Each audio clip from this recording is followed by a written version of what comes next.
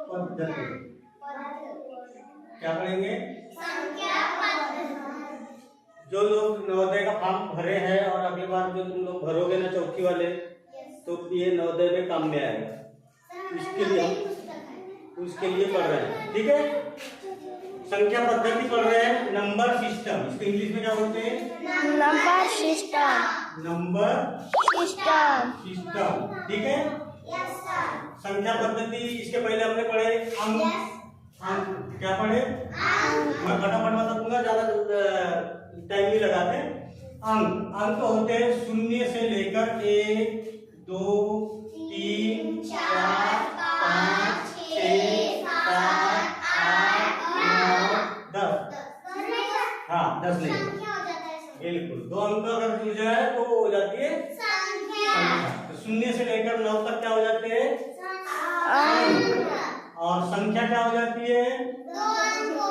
2 अंकों की। जैसे 2 अंक जुड़ जाए, जैसे मान लो 1 के साथ में 0 लग गया, 10, 11 हो जाएगा, 12 हो जाएगा, 13 हो जाएगा। ऐसा अनंत तक, जितने तुम्हारे सिर में बाल है, अनंत तक जो है संख्या होती है, इन्फिनिटिव लास्ट में, ठीक है। यस। संख्याएं हो गई। संख्या के प्रकार होते हैं। संख्या कई प्रकार की होती है। संख्या कई प्रकार की होती है। हम पढ़ेंगे संख्या के प्रकार में सबसे पहले सम संख्या। कौन सी संख्या? सम संख्या। सम संख्या उसको कहते हैं जिसमें 2 का पूरा पूरा भाग है।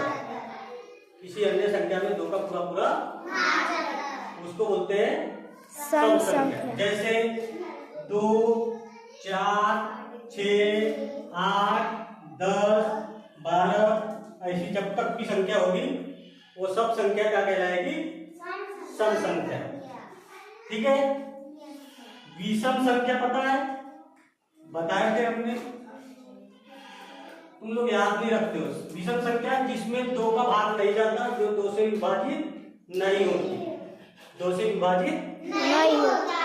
वैसे कौन कौन सी? 1, 2, 3, सॉरी 1, 3, 5, 7, 9, 11, 13 और 15, 17, 19, 21, 23, 25, 27, 29, 31, ये सारी संख्याएं क्या होती है? विषम संख्या। हमने विषम संख्या और सम संख्या को छांटने का एक टेबल बनाए थे, याद है? और उस टेबल पर भी अब जब इसको आगे हम पढ़ेंगे तो इसका पैटर्न भी बनता है। सम और विषम का पैटर्न बताया था। हाँ, सम विषम का पैटर्न में, और हम पढ़ेंगे इसको आगे। तो सम और विषम समझ में आ रहा है? फिर होती है भाज्य संख्या। भाज्य संख्या।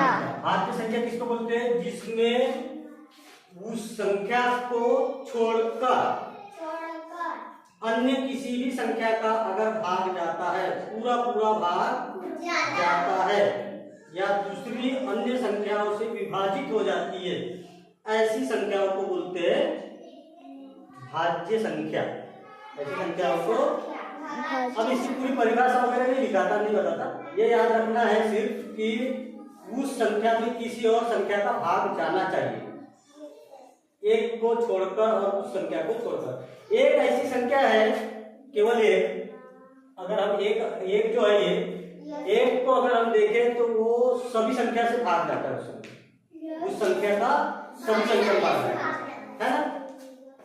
तो एक को छोड़कर और उस संख्या को छोड़कर, तो इसमें याद रखना है, जैसे दो में किसी संख्या का भाग जाता है, 2 में 2 का जाएगा बस, इसके अलावा कोई नहीं जाता, किसी का नहीं जाता, इसीलिए वो भाज्य नहीं है। ये भाज्य नहीं है, नहीं है ना, नहीं है। तो वो कौन सी संख्या कहलाएगी फिर? नहीं, अगर जिस संख्या में भाग नहीं जाता तो वो संख्या कहलाती है अभाज्य संख्या। वो संख्या क्या कहलाती है? अभाज्य संख्या। वो कहलाती है अभाज्य संख्या। जिसमें भाग जाता है वो कौन सी कहलाती है? भाज्य। भाज्य। जिसमें भाग जाता है वो भाज्य। जिसमें भाग नहीं जाता अभाज्य। अभाज्य संख्या। अभाज्य संख्या जैसे 2 जिसमें भाग नहीं जाता। 3 आता है किसी के पहाड़े में? नहीं आता। 4 आता है। 4 आता है। 4 किसके पहाड़े में आता है? 2 के पहाड़े में आता है 4। तो 4 है भाज्य संख्या क्योंकि उसमें भाग जा रहा है, किसी न किसी संख्या का भाग जा रहा है। 5 9 तो वो भी आ जाएगी अभाज्य संख्या। ठीक है, इसमें भाग नहीं जाता। Yes. 6 No, sir. हाँ 2 के इसमें भी आता है और 3 के इसमें आता है। बिल्कुल सही। फिर 7 No, sir. नहीं। 8 Yes, sir. 4 9 के। 9 3 के बारे में बिल्कुल सही। समझा रहे? 9 जिसमें भाग जाता है 3 का जाता है ना 3 3 10 Yes, sir. 5 के पाड़े में। 5 के पहाड़े में 2 के पहाड़े में आता है 10। और बताओ 11 No, sir. नहीं आता। 11 नहीं आता। 12 No, yes, sir. 2 6 12 3 4 12 6 दूनी 12 जाता है। ठीक। और 13 No, sir. 14 Yes, sir. जाता है। तो ऐसे आप लोगों को क्या करना है, भाज्य संख्या और अभाज्य संख्या बनाकर लाना है 100 तक। जिस संख्या में यानी 100 1 से लेकर 100 तक संख्या ढूंढना है कि कौन में भाग जाता है और किसमें भाग नहीं जाता। ये तुम्हारे लिए कल के लिए होमवर्क होगा कि तुमको ये बना के लाना है 100 तक। कौन सी संख्या भाज्य होती है और कौन सी संख्या अभाज्य होती है। अभाज्य को विभाज्य भी बोलते हैं। ठीक है, समझ में? आगे और पढ़ेंगे। संख्या बहुत होती है ना? समझ में आया? और एक संख्या बताता हूँ, संख्या और एक प्राकृत संख्या।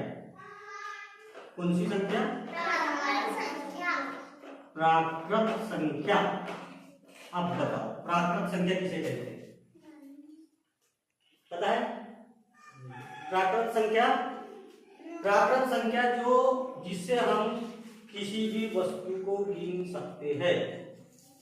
किसी भी वस्तु, ये देखो कितना है?